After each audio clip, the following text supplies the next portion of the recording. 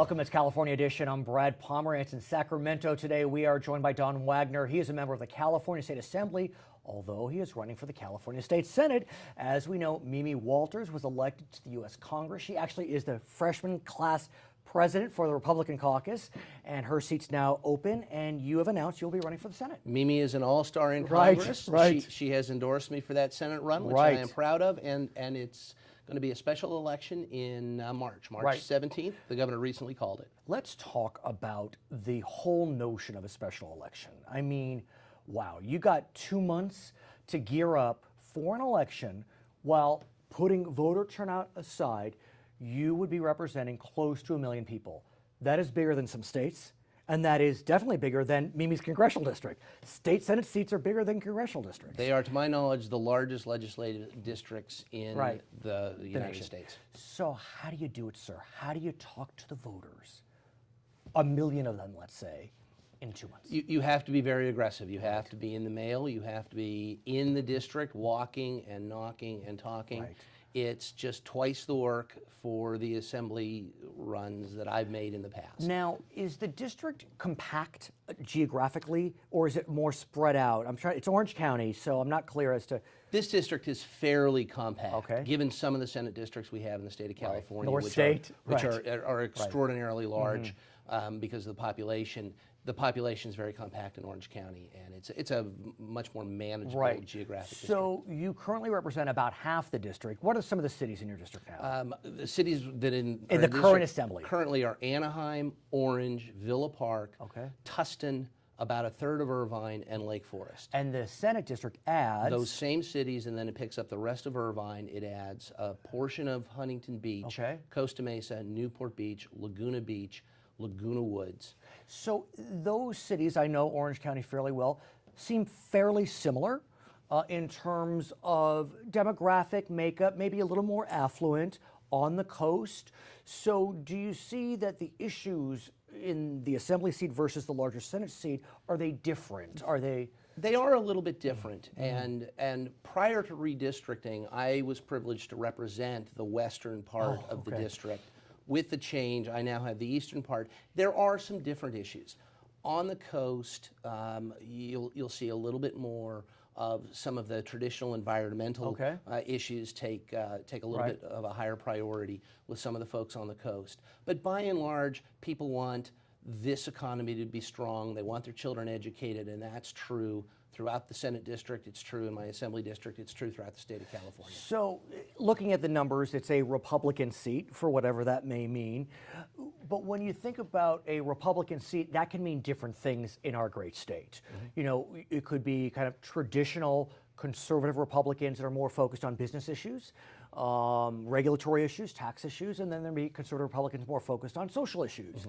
It could be marriage equality or abortion rights, whatever it may be. Where does this district fall? I see this district as somewhat in the middle on those issues. Oh, I see. There are some districts, some of the more rural districts, that perhaps are heavier in some of the social issues. This district, because it is just such a marvelous district. It really, I think about those cities. I was just in Dana Point for a quick vacation. I went to Fashion Island in the district. It is the best district in the state of California. It has an enormously broad tax base. Business matters a lot there, but quality of life matters as well. What about, Orange County? People may not realize this, but it is increasingly diverse. A wonderful Asian American community, terrific Latino communities as well. And so, we have in the past thought about Orange County as being, very whatever you want to say, European, whatever you want to say, but now it's different. And so how are you talking to the more diverse Orange County? That is a great question. And Brad, the answer is the issues that I've talked about out in those communities, again, are the same issues. I don't care where you come from. You want your small business to be, you want the government out of the way. You want your children to have quality education. But you're right. Orange County has changed dramatically. I've been there since 1991. Wow. It has changed dramatically in those few years. But we've had, as you see, several of these ethnic communities are bringing an enormous amount of talent, an enormous amount of hard work into Orange County. And what we've been able to do, at least in the Republican Party, very successfully, is tap into it. We have Young Kim, the first Korean American Republican, is up out of Orange County. We have Janet Nguyen in the Senate, the first Vietnamese American. We have Ling Ling Chang, Chinese American, out of Orange County as well. And so we are responding because those are the people who we're elected to serve. So you get out, you talk to them, you tell them what you're about, and you hear what they have to say. And people want jobs. They want an education. But you mentioned education, and I think about the Irvine School District and the Newport Mesa School District. I mean, these are some of the best districts in the state. I mean, Irvine, Unified, forget it. You know, I wish I could go there. And so, you know, given that things are going pretty well, you know, how do you kind of get folks motivated to the polls? You know, things are going well in the, what's the number of the district? This is the 37th 37th, Senate yeah. district. I mean, things are going well. Well, and the truth of the matter is that historically, the turnout in special elections has been very low. Abysmal. And you know, in some ways, that's a good thing. If folks are saying, my school is good, you know, things are fine, I'm okay with the status quo, they're not going to come out to the polls as much as if things are terrible and they're looking to go out and fix something. It would be nice to have have much more voter participation. But in this state, we just went through a general election. It was one of the worst turnouts ever.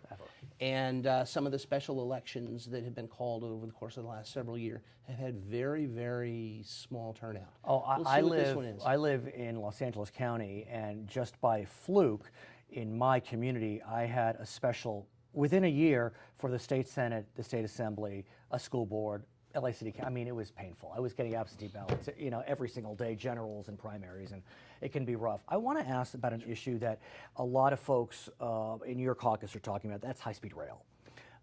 We know the governor recently, in a grand gala, had the groundbreaking of high-speed rail in Fresno. Is it an issue that is on top of mind in Orange County? Are people talking about high-speed rail? It doesn't. I don't know. To me, it doesn't feel like it's the top of agenda. But is it? It has been in the past when there were legal challenges, when there were when it was in the news. It was a big issue, and by and large in Orange County, we are not in favor of it. Certainly, I'm not. It has been kind of quiet lately. Right. But the bottom line is the issue is still out there. The public still is not convinced, and rightly so, that this will pencil out, that they'll ever have an opportunity to ride on this high-speed train, and that this is the right place for us to be spending our resources. It's not. I'm just wondering, though, you know, look, politics is the art of compromise, and for better, for worse, this governor wants high-speed rail, you know, and there are so many places for compromise. Regulatory reform, tax reform, you know. Well, is it one of those that at a certain level you just got to say? I think high-speed rail is something else rather than ripe for compromise. You know, what's the compromise? We only build it half up and down the state? Could the compromise be, okay, Governor, you want this? Have fun, but we want pension reform, regulatory reform, tax reform, sequel reform. Here is in my mind the problem with that. There is not the kind of political pressure yet to do that sort of reform. The governor isn't talking about any reform whatsoever. He wants his high-speed rail, and that's it. What we hear is it's a legacy issue for the governor. And what I would want to suggest to the governor is that perhaps a more appropriate legacy for him and for the legislature is let's fix our colleges and universities. Let's spend some money there and bring those into the 21st century. His father did a great job back 50 years ago. It's time to update, say, the master plan for higher education. Let's spend money there. There are currently a lot of infrastructure issues the state has, not just the roads, but the ports, the rails, the electricity, the water. We got to go there. You'll come back. Glad to come back. He is a member of the California State Assembly running for the California State Senate. He is Don Wagner. I'm Brian Pomerance. It's California Edition. Thank you. That was